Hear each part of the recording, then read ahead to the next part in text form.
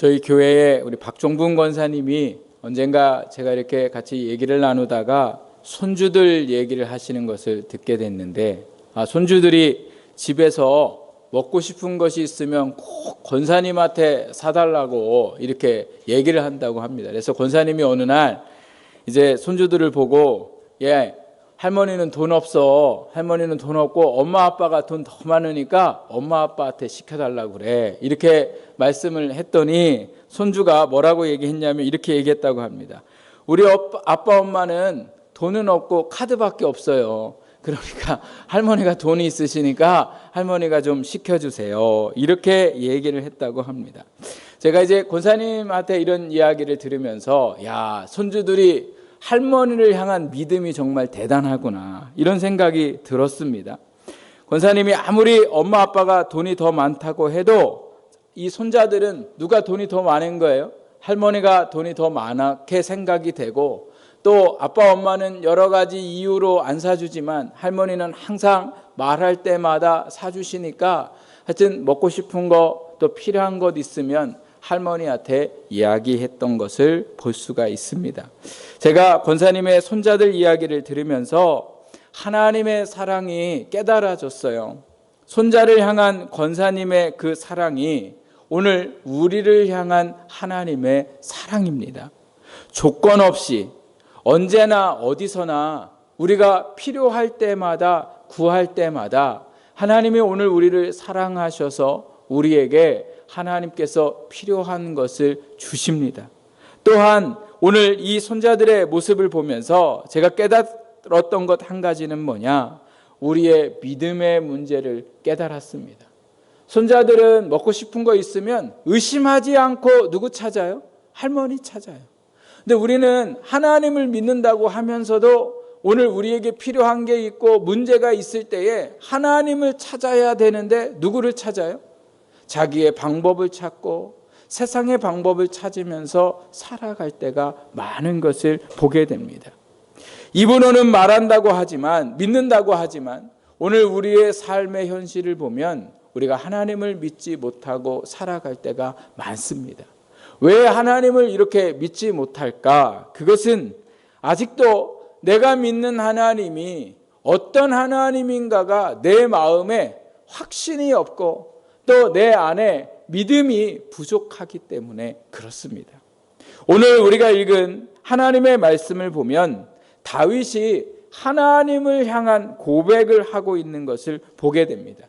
그래서 하나님이 어떤 분인가를 고백하고 있는데, 이렇게 고백한 이유가 어디에 있냐면요, 다윗이 하나님의 은혜로 왕이 되고 난 후에 백향목이라는 나무로 얼마나 자신이 살고 있는 궁을 잘 지어놨는지, 그 궁에서 살다가 어느 날 하나님의 말씀이 있는, 법궤가 있는 그 천막을 쳐다보니까 너무 송구스러운 거예요.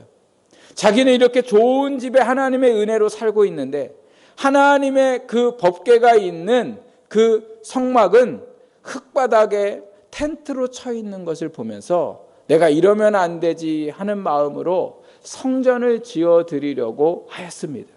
그런데 하나님께서 다윗을 통하여 성전을 짓지 못하도록 하시고 다윗의 아들 솔로몬을 통하여 성전을 짓도록 하셨어요.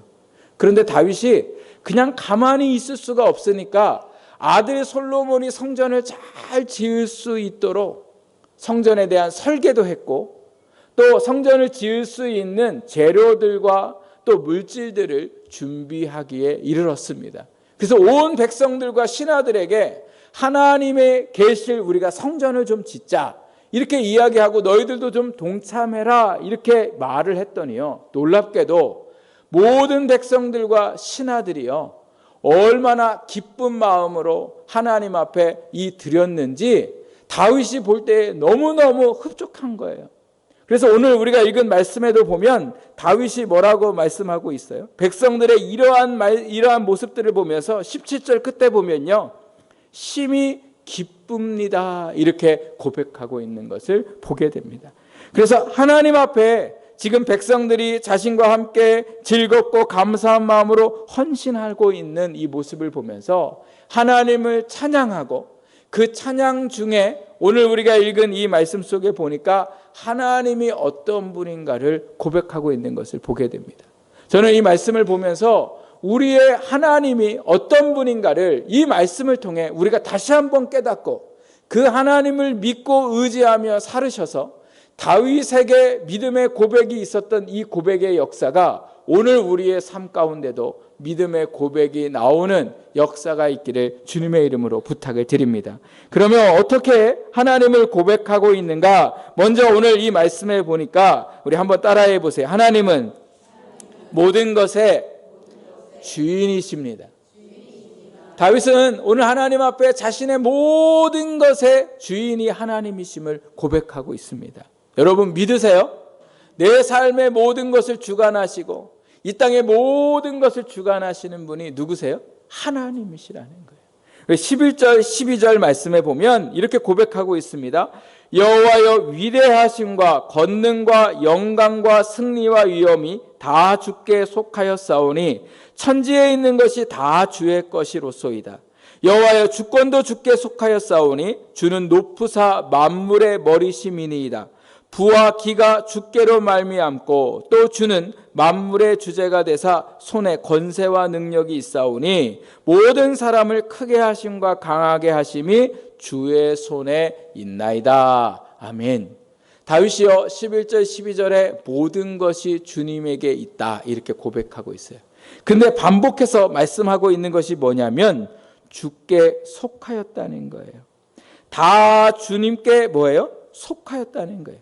속해 있다는 것이 뭐예요? 모든 것을 주관하시고 모든 것의 주인이시고 모든 것을 다스리시는 분이 바로 누구시라는 거예요? 하나님이시라는 거예요. 다윗은 이 고백을 통하여 하나님 앞에 무엇을 말씀드리고 싶은 거예요? 내 삶의 모든 것을 주관하신 분이 하나님이심을 고백하고 있는 거죠. 여러분 오늘 우리의 삶 가운데에 모든 것을 주관하고 계시고 모든 것을 다스리고 계시고 모든 것의 주인이 누구시라고요? 하나님이시라는 거예요. 그러니까 내가 믿는 하나님이 이렇게 모든 것을 가지고 계시면 오늘 우리는 어때요? 살아가면서 자신감이 넘쳐야 될 거 아니에요.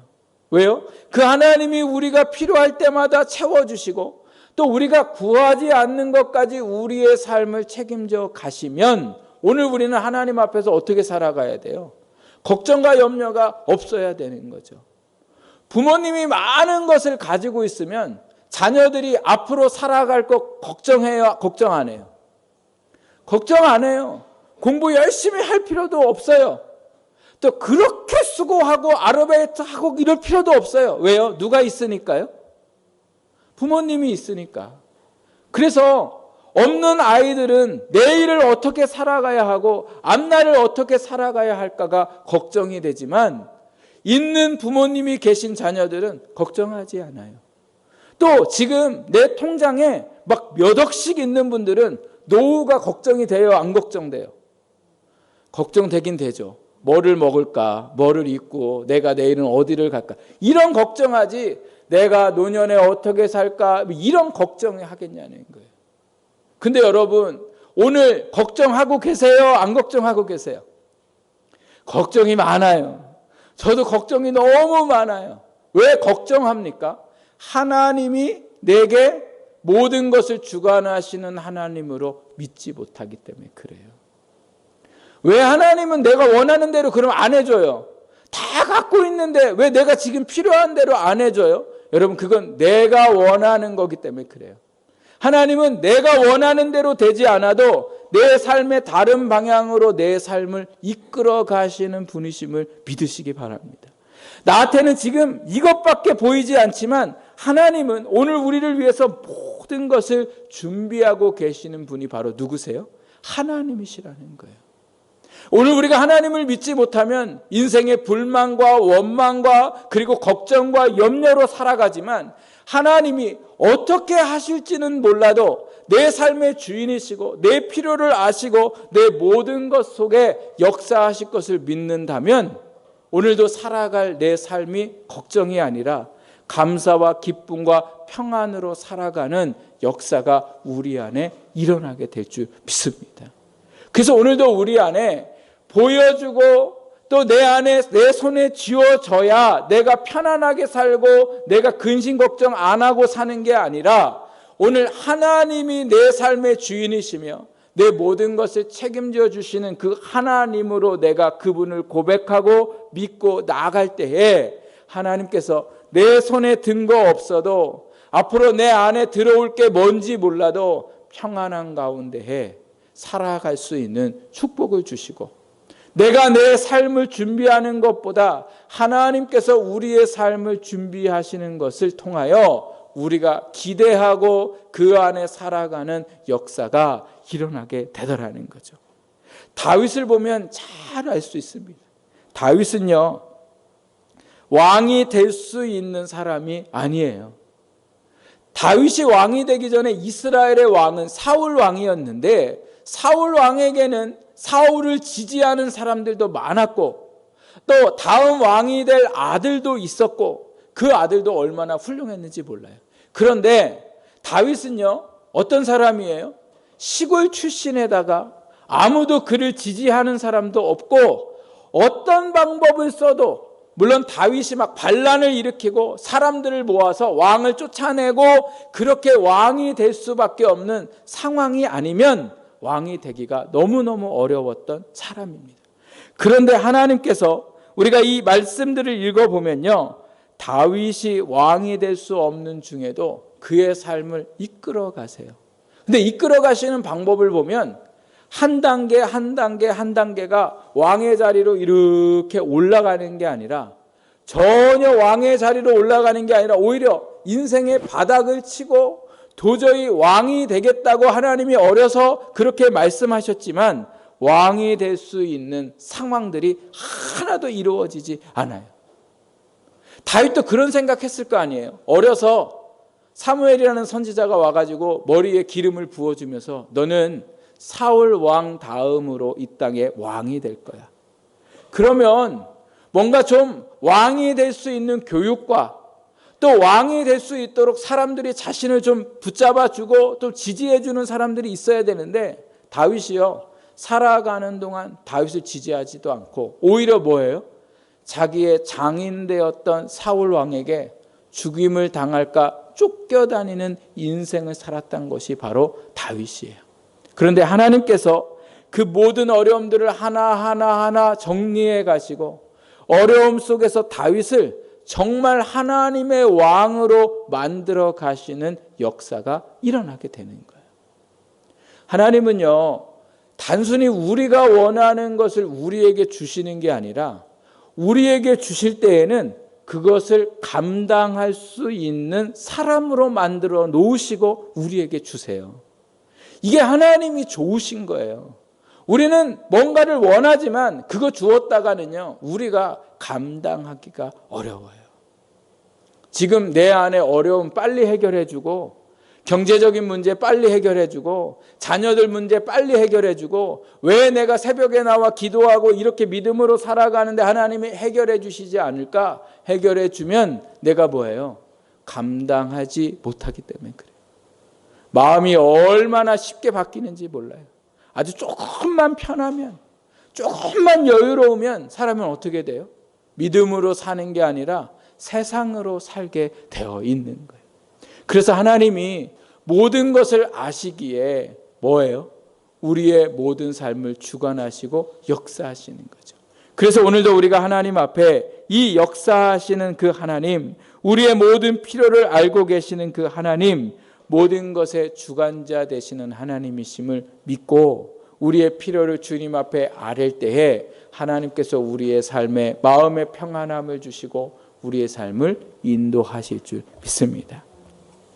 제가 아는 목사님이 어머니 권사님이 계신데 기도 제목이 평생 기도 제목이 뭐였냐면 하나님 저 80세까지만 살게 해주세요. 이게 기도 제목이셨대요. 근데 시골에 사셨는데 전도하시고 평생 돌아가시는 그날까지 기도하시고 그렇게 새벽에 아들을 위해 자녀들을 위해 새벽에 나가서 기도를 하셨는데 놀랍게도 이 권사님께서 75세까지 제가 말씀을 잘못해서 75세까지 살게 해달라고 기도했는데 하나님이 80세까지 살게 하시고 80세가 되던 날 하나님께서 이제 부르셔서 떠나가게 되셨는데, 이 어머니가 소천했다는 소식을 목사님이 언제 들었냐면 주일날 11시 예배 드리기 전에 오전 10시에 형제들이 전화를 해가지고 이제 부모님이, 어머니가 돌아가셨다는 얘기를 들었어요. 그래서 이 목사님이 예배 전 1시간 전에 얼마나 엄마를 볼 수 없다는 그 슬픔이 커가지고 얼마나 울었는지, 그렇게 하고 예배를 드리고 장례를 잘 마치고 교회로 돌아와서 그 다음날 새벽에 새벽 기도를 하려고 이제 여기에 이렇게 엎드렸는데 엄마가 너무 보고 싶은 거예요.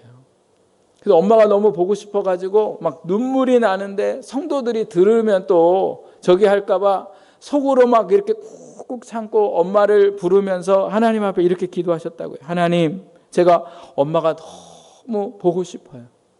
엄마가 그렇게 된장찌개 맛있게 끓여준 거 정말 한 번만 먹었으면 정말 소원이 없겠어요. 하나님, 저 엄마가 너무 보고 싶어요.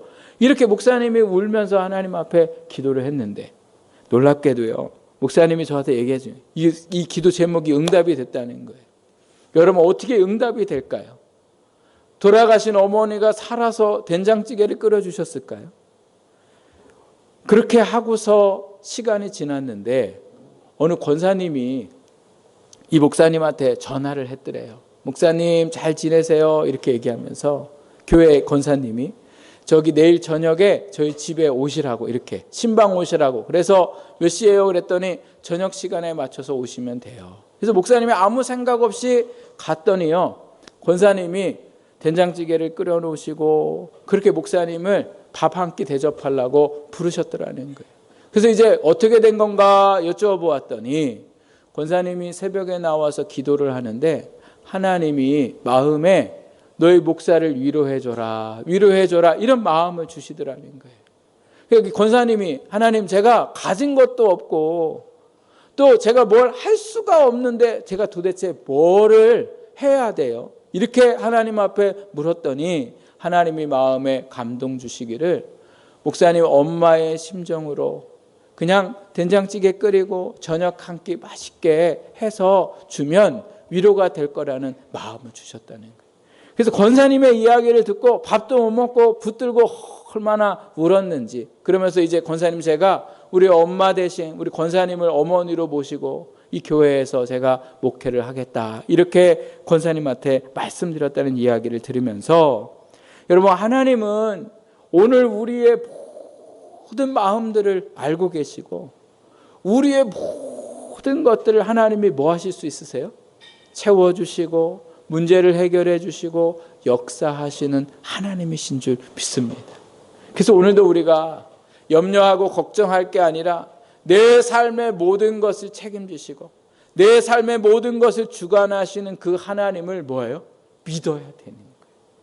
그래서 오늘도 그 하나님을 믿고 나아갈 때에 하나님께서 오늘도 우리에게 주시는 놀라운 은혜들을 우리가 경험하며 살아갈 줄 믿습니다. 그래서 하나님을 믿고 의지하고 내 삶의 모든 것 되시는 그 하나님을 믿음으로 고백하는 우리 모든 성도들이 되시기를 주님의 이름으로 부탁을 드립니다. 두 번째로, 오늘 다윗이 하나님을 무엇으로 고백하고 있냐면, 한번 따라해 보세요. 하나님은 크게 하시고 강하게 하시는 분입니다. 하나님은 우리를 크게 하시고 우리를 강하게 하세요. 우리는 비록 천하고 우리는 비록 아무것도 아니어도 하나님은 오늘 우리를 크게 하시려고 하실 때 크게 하시고, 우리가 연약하고 보잘것없어도 우리에게 강하게 하시는 분이 바로 하나님이시라는 거예요. 옛 어른들 말이에요. 왕대밭에 왕대나고 쫄대밭에 쫄대난다는 거예요. 그러니까 그 대나무에, 큰 대나무는, 큰 대나무 밭에는 뭐만 나요? 큰 대나무 나는 거예요. 근데 대나무가 왜 얇은 대나무 있잖아요. 그 얇은 대나무는 그 대나무 밭에 뭐만 나요? 얇은 대나무. 그러니까 사람이 큰 사람, 대단한 사람 밑에는 누가 나와요? 대단한 사람이 나오는 거죠. 그러니까 사람들이 자꾸 어느 밑으로 가려고 해요? 대단한 사람 밑에 가려고 하잖아요. 그런데 대단한 사람 밑에 가려고 해도 아는 사람이 있어야 가죠. 갈 수 있는 길이 열린 사람은 그 큰 사람 밑에 갈 수 있지만 뭐 아는 사람도 없고 비빌 언덕도 없는 사람은요, 어디 가고 싶어도 갈 수가 없어요. 누구 밑에 들어가도 들어갈 수가 없어요.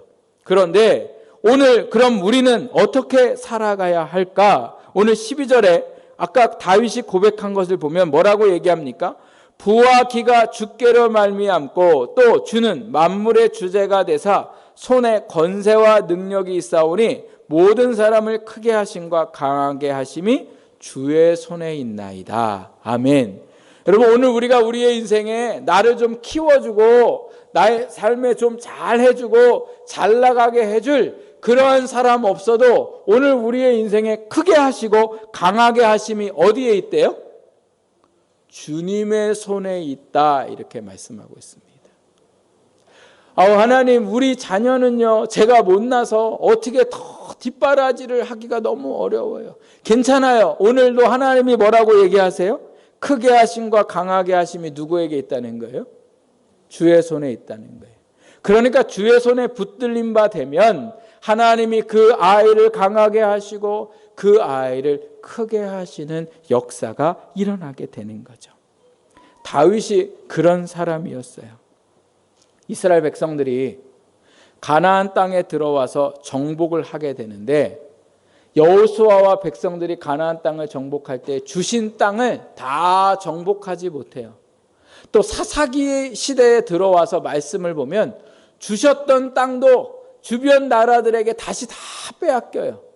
그런데 이스라엘의 가장 땅이 넓었던 때가 언제냐면 다윗 왕이 되었을 때, 다윗이 왕이 되었을 때에 이스라엘의 땅이 얼마나 넓어졌는지 다른 나라의 땅까지 다윗이 다 차지하고 심지어 다윗 왕을 두려워해서 싸우지도 않고 다른 나라들이 다윗에게 우리가 조공을 바치겠습니다, 이렇게 할 정도로요, 다윗이 크고 강하게 되는 일들이 일어나게 됐어요.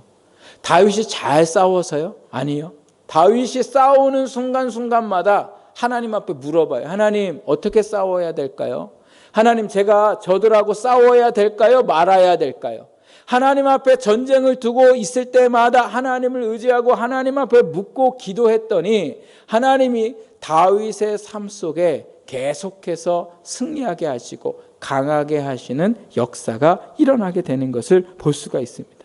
여러분, 우리 한번 말씀을 한번 찾아볼까요? 사무엘상, 역대상 뒤로 넘어가, 이 앞쪽으로 넘어가 보시면 사무엘상 사무엘하입니다.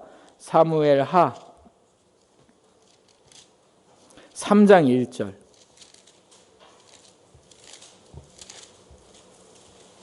3장 1절, 구약성경 466쪽인데요. 자, 이제 못 찾으신 분들은 제가 읽는 거 잘 들으시기 바랍니다. 사울의 집과 다윗의 집 사이에 전쟁이 오래매 다윗은 점점 강하여 가고 사울의 집은 점점 약하여 가니라. 또 사무엘하 5장 10절 말씀,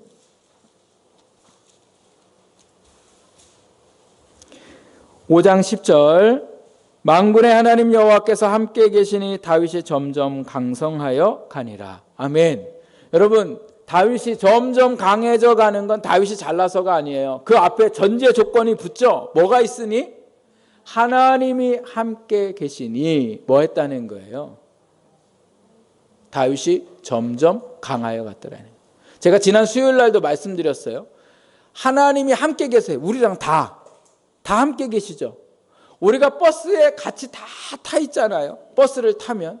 그런데 그 함께 있는 것하고 그 함께 있는 것 사람 중에 친한 사람하고 같이 함께 있는 거예요? 둘이 있는 거예요? 저희가 지금 이렇게 함께 있지만 함께 있다고 해서 다 같은 마음과 다 같이 친한 게 아니잖아요. 함께 친한 사람은 내 가족과 친하고 내 가족과 뭐예요? 함께 하는 거죠. 그러니까 오늘 우리가 예수님이 우리와 함께 계세요. 우리 모두 다 인정해요. 그런데 정말 나와 함께 계심을 믿고 그 함께 계신 분과 함께 살아가는 사람들이 있는가 하면 함께 계시는 건 알고 있는데 주님과 함께 하지 않는 사람이 훨씬 많다는 거예요. 여러분, 오늘 나는 내가 정말 주님이 나와 함께 계심을 믿고 그 하나님이 나를 강하게 하시고 그 하나님이 나를 크게 하시는 줄 믿는 믿음이 오늘 우리 가운데 있어야 되는 거죠. 그냥 교회만 오고 내가 예배만 드리고 내가 이렇게 하는 것이 하나님과 함께 하는 게 아니라 그분이 지금 내 예배 가운데 함께 하시고 내 찬양 가운데 함께 하시고 내 모든 순간순간 삶마다 함께 하심을 믿는 그 사람에게 하나님의 함께 하심의 역사가 일어나는 거예요. 함께해도 이렇게 교회에 와서 함께 있어도 말 한마디 안 하고 가면 그게 함께 한 거라고 말할 수 없는 거죠. 머리로 알고 있는 함께가 아니라 주님이 나와 함께 하심을 고백하고 믿고 살아가는 그 삶 속에 하나님이 어떻게 하세요? 강하게 하시더라는 거예요. 크게 하시더라는 거예요. 근데 강하게 하시고 크게 하신다는 건 다윗처럼 왕이 될 수 없는데 왕으로 세워주시고 모든 사람 위에 높여주시고 부유하게 하시고 대단하게 하시고 이렇게 강하게 하시는 것도 강하게 하시는 거지만 하나님의 강하게 하심은 또 크게 하심은 어떤 역사가 있냐? 용서할 수 없는 사람들을 용서하고 감당할 수 없는 일들을 감당할 수 있게 하고 하지 못하고 염려되고 걱정하고 내일을 살아갈 용기와 희망이 없는 자들에게 함께할 때에 내일을 살아갈 수 있는 용기와 희망을 주셔서 문제보다 더 크게 하셔서 그 문제들을 넉넉히 감당할 수 있는 사람으로 하나님이 그 인생을 바꾸어 가시더라는 거예요. 늘 염려 속에 정정긍긍하며 살아가요. 아우 목사님, 저는 빚이 얼마나 많은지 몰라요.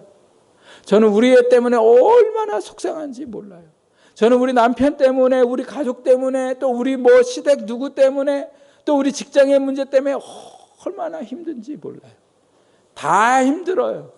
그런데 힘든 가운데 그 힘듦을 잘 감당하고 나아가는 믿음의 사람이 있는가 하면 하나님이 함께 하심이 믿어지지 않고 믿음으로 나와도 여전히 걱정과 염려 속에 살아가는 사람들도 있더라는 거예요. 오늘 하나님이 나와 함께 계심을 믿고 나아갈 때 하나님께서 그 사람을 크게 하시고 강하게 하실 줄 믿습니다. 그래서 더 이상 사람들 앞에 기웃거리고 가서 아쉬운 소리 하려고 하지 말고 누구에게 와서 아쉬운 소리 해야 돼요. 한번 따라해 보세요. 아쉬운 소리는 하나님한테만 하자. 네, 아쉬운 소리는 하나님한테만 하는 거예요. 그랬는데 하나님께서 사람을 붙여주실 때에 또 뭐 이런 얘기하고 저런 얘기할 수 있죠. 근데 하나님은 제껴두고 맨날 사람한테 가서 아쉬운 소리하고 아쉬운 소리 하려면 얼마나 고민이 많아요. 내가 이렇게 얘기해야 되나 저렇게 얘기해야 되나.